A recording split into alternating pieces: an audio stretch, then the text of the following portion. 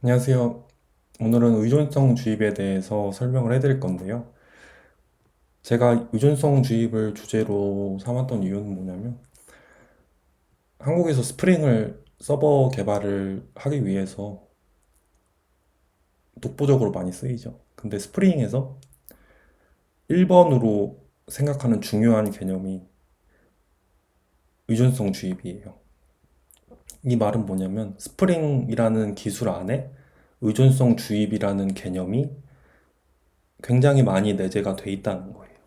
그래서 어떤 기술을 쓰건 뭐 예를 들어서 스프링 배치, 스프링 JPA, 스프링 데이터 JPA, 뭐 스프링 JDBC 이런 걸 쓰더라도 모든 기술에 유준성 주입이 들어가 있다는 거예요.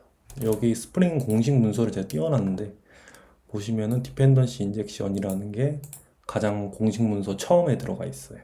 그만큼 스프링을 개발하고 있는 그 개발자들도 인정을 하고 있다는 거고, 그래서 의존성 주입이 저한테는 되게 어렵게 다가왔어요. 처음에 스프링이라는 걸 공부를 할 때.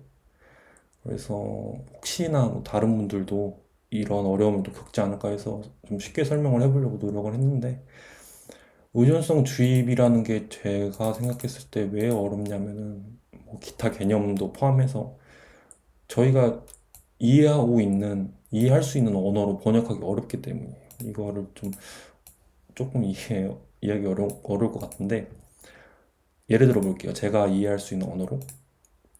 뭐, 예를 들어서, 지은이라는 여자애가 있어요.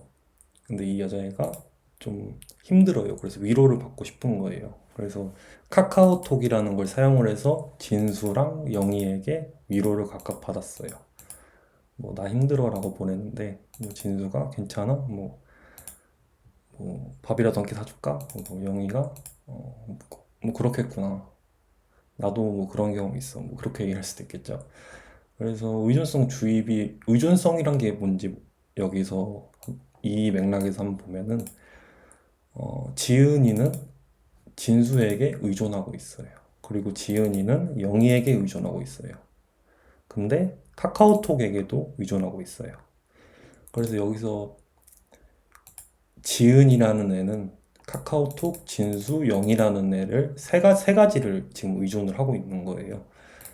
그래서 여기서 이제 의존에 대해서 알았으니까 우리가 주입에 대해서 한번 이해를 해보자면, 주입한다는 거는 이제 바깥에서 안으로 뭔가를 넣는다는 거죠. 그래서 여기서 우리가 카카오톡이라는 걸 이 바깥과 안의 경계로 한번 생각을 해볼게요. 지은이는 지금 카카오톡이라는 경계에 안에 있죠. 그리고 진수랑 영희는 바깥에 있어요.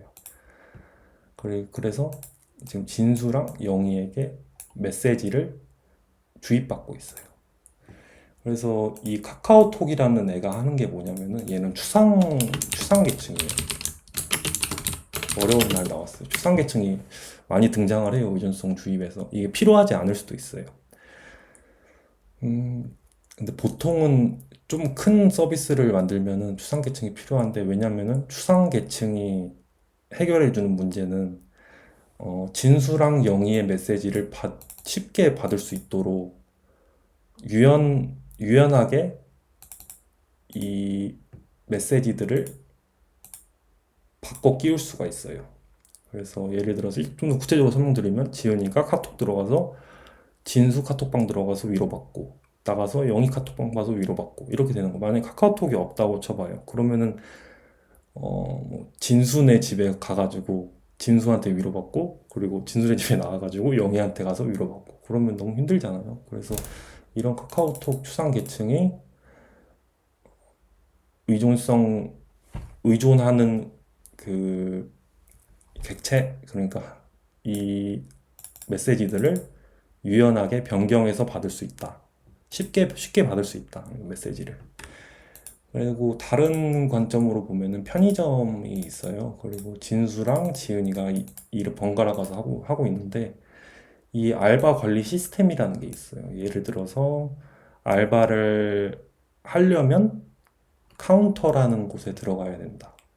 그리고 뭐 매뉴얼이 있겠죠. 손님이 들어오면 인사를 해야 돼요. 뭐 이런 매뉴얼이 있겠죠. 이런 시스템이라는 게 이제 이 시스템 내에 있는 객체들이 이제 유연하게 변경될 수 있도록 해주는 거예요. 만약에 여기서 영석이라는 애가 들어왔어요.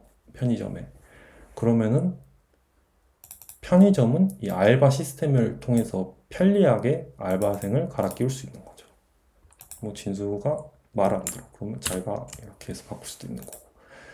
그래서 이거를 추상계층이라고. 왜 추상계층이냐? 이거에 대해 추상에 대해서 좀 설명을 한번 좀 더 드려볼게요. 왜냐면 추상이라는 게 프로그래밍에서 되게 많이 쓰이는 말이거든요. 그래서 우리가 추상화를 한번 볼게요. 추상화. 이거에 대해서 한번 볼게요. 이게 뭔가 설명을 하려고 했을 거예요. 이 화가가. 그래서 화가가 왜 이 추상계층을 만들었냐. 저희가 추상계층에 아까 보면 카톡이랑 뭐 알바관리 시스템의 공통점이 뭐였죠? 자유롭게 바뀔 수 있다는 거예요. 이 시스템 안에, 이 추상계층 안에 있는 요소들이. 그래서 이 미술가가 하려는 게 뭐냐면은 이 추상화된 이 작품의 해석을 이제 사람마다 다르게 할 수 있도록 하는 거죠.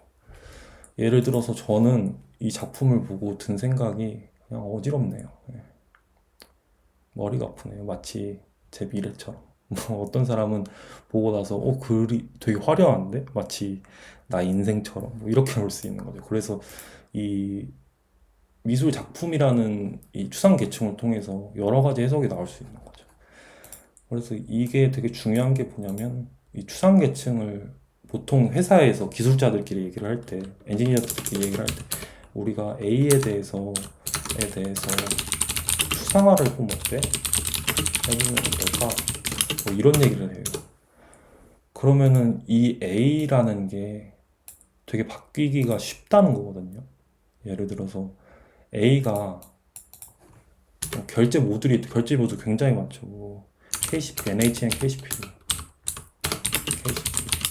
토스, 페이먼트, 뭐 카카오페이 뭐 이런 게 있는데 사용자들이 저희는 NHN KCP만 썼어요. 근데 토스페이먼트도 쓰고 싶고 뭐 카카오페이도 쓰고 싶대요. 그럼 이거를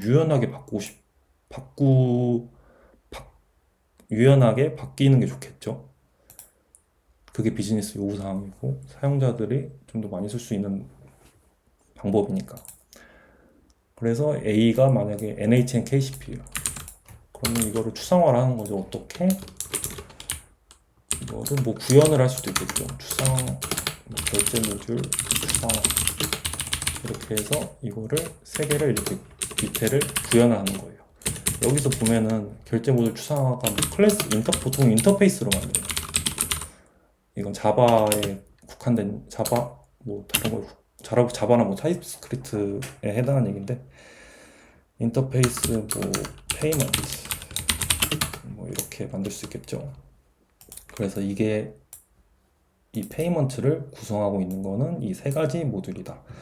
그래서 여기서 아까 말씀드린 카카오톡 알바 관리 시스템은 이 결제 모듈이 될 것이고 결제 모듈 추상화 인터페이스가 될 것이고 지은이랑 영이랑 진수는 이제 NHN KCP, 토스페이먼트, 또 카카오페이랑 이제 1대1로 대응이 될 것이다 라는 거예요. 그래서 제가 좀 말이 길었는데 제가 설명드리고 싶은 거는 여기서 정리를 해보자면은 의존성 주입이라는 거는 여러 가지 목적이 있어요. 여러 가지 해결하고 싶은 문제들이 있는데 보통 많이 해결하고 싶은 문제가 이런 문제예요. 추상화를 해서 모듈을 유연하게 갈아 끼우고 싶다. 왜냐면은 비즈니스 요구사항이 그렇기 때문에 라고 정리하면 될 것 같습니다. 감사합니다.